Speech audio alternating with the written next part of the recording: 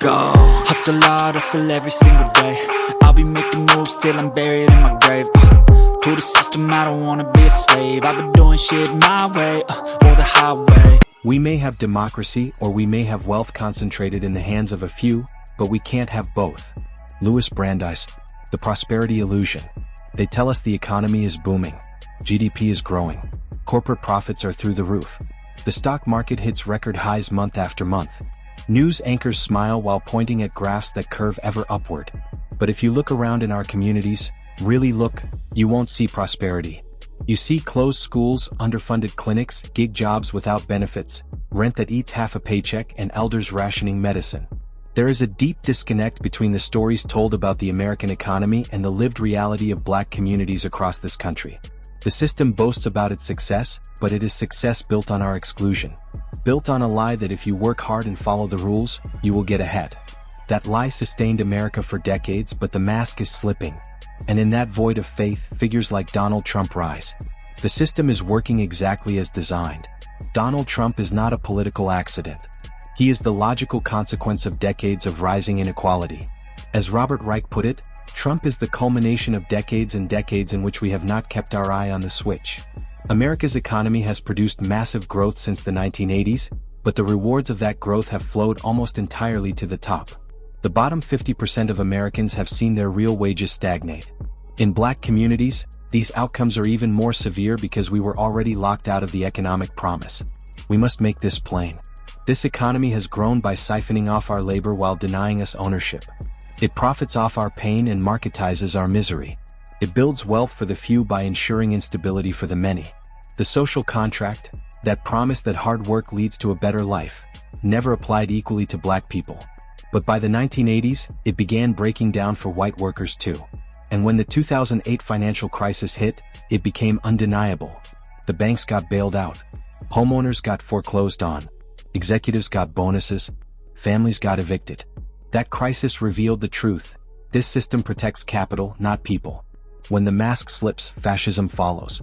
When the economic myth collapses, people don't automatically turn toward justice. They often turn toward anger. That anger becomes a weapon in the hands of authoritarians. Trump didn't create the resentment, he harvested it. He spoke to a group of Americans who felt bullied by the system, and he redirected that rage toward immigrants, Black people, Muslims, and so-called elites. But let us be clear, the real bully is capital. The people who control this economy are not suffering. They live behind gates, fly private, and hire lobbyists to write the laws.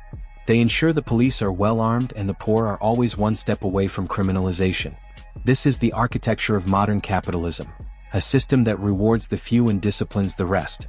Capitalism and democracy cannot coexist. Louis Brandeis told us this a century ago. We must choose between concentrated wealth and democracy. Today the choice is even starker. The rich are richer than ever and democracy is weaker than ever. The courts are captured. Voting rights are gutted. Billionaires fund both parties. And the people are told to be grateful for a job, even if that job doesn't pay enough to live.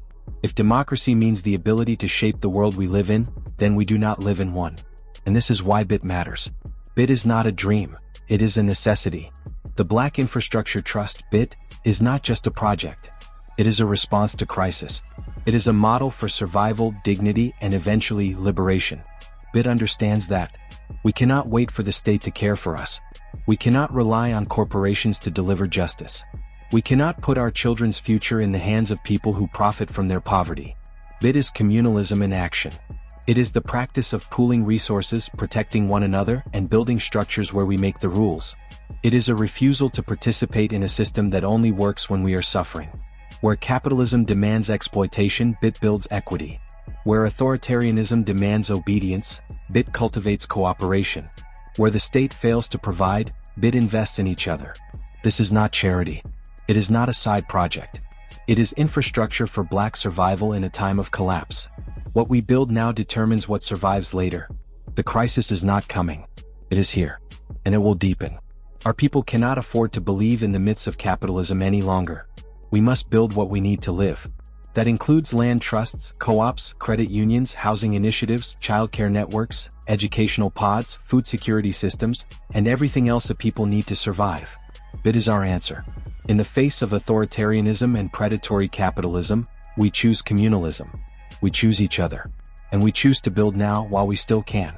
Because when the system finally admits it has nothing left for us, we will not beg.